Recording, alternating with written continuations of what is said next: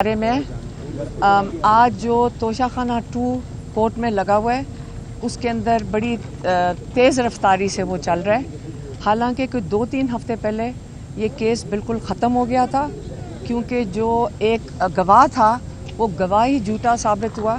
उसके बाद जो इमरान खान के एक्स मिलिट्री सेक्रेटरी थे ब्रिगेडियर अहमद आए और डिप्टी सेक्रेटरी कर्नल रेहान थे, वो उन्होंने भी आके तस्दीक कर दी कि जो डॉक्यूमेंटेशन है, जो इस गिफ्ट की डॉक्यूमेंटेशन थी वो भी मुकम्मल थी।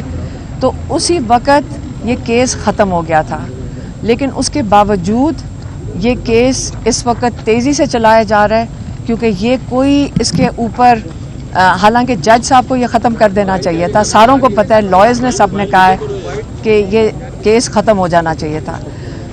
उसके बाद इमरान खान ने कहा कि आपने साइफ़र का केस भी देखा, उसके ऊपर कितना उसके ऊपर सबसे पाकिस्तान का मेरे ख्याल में कहते हैं कि महंगा केस था, उसके ऊपर कितने करोड़ों रुपए खर्च हुए।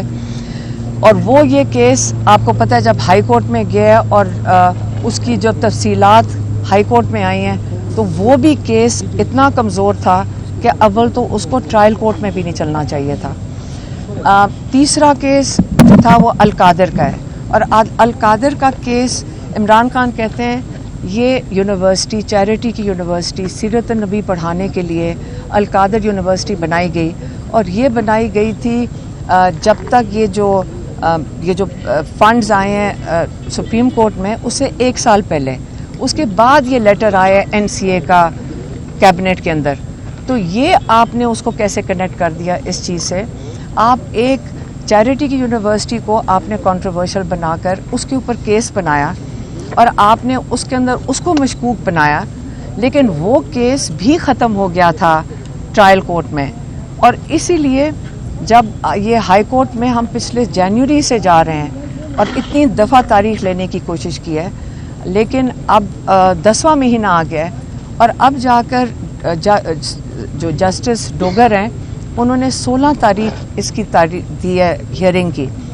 और जो हमें नज़र आ रहा है वो ये है कि यहाँ पे जज अर्जुमन जल्दी में, ताकि इस पे कन्विक्शन हो जाए।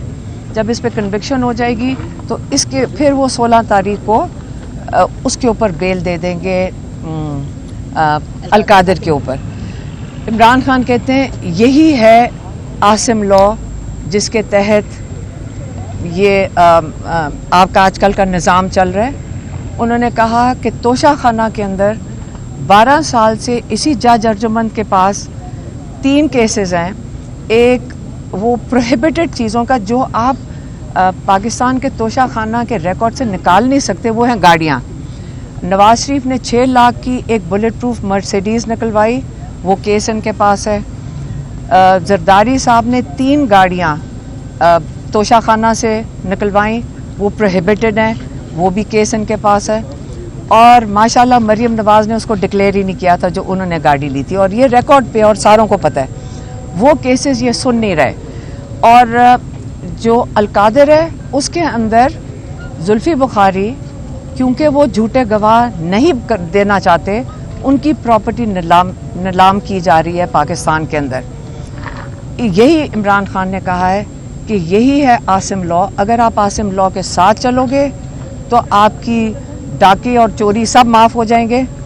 उन्होंने कहा यहाँ इतना बड़ा वीट स्कैंडल हुआ है, यहाँ पे इतना बड़ा क्या था चीनी का स्कैंडल हुआ है, हाउसिंग सोसाइटीज़ का स्कैंडल हुआ है, किसी के ऊपर एक तहकीकात या कोई डिस्कशन नहीं हो रही। लेकिन आपने इमरान खान को जेल में रखने के लिए, बुशरा बीबी को और कई हज़ार लोगों को आपने उनके ऊपर 9 मई के बाद इतने केसेस बना दिए हैं, कोई एविडेंस के बगैर, कोई CCTV फुटेज के बगैर। तो ये उन्होंने कहा ये आसिम लॉ है।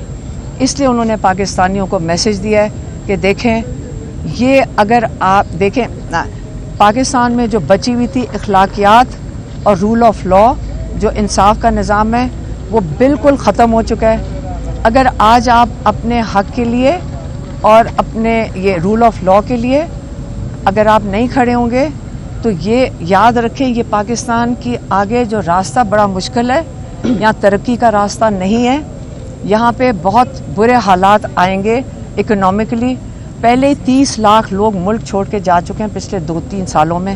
اس لیے آپ کو اس پہ احساس ہونا چاہیے کہ انہوں نے کہیں اخبار میں بھی پڑھا کہ ٹیکسٹائل ملز کہہ رہی ہیں ہم ایکسپورٹ کرنا بند کر رہے ہیں کیونکہ یہاں پہ اس وقت اتنی جو پالیسی کے حالات ہیں وہ اتنے خراب ہیں.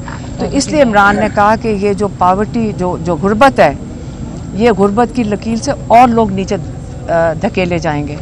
اس لیے جو حضرت علی کا قول ہے کہ کفر کا نظام چل سکتا ہے ظلم کا نہیں.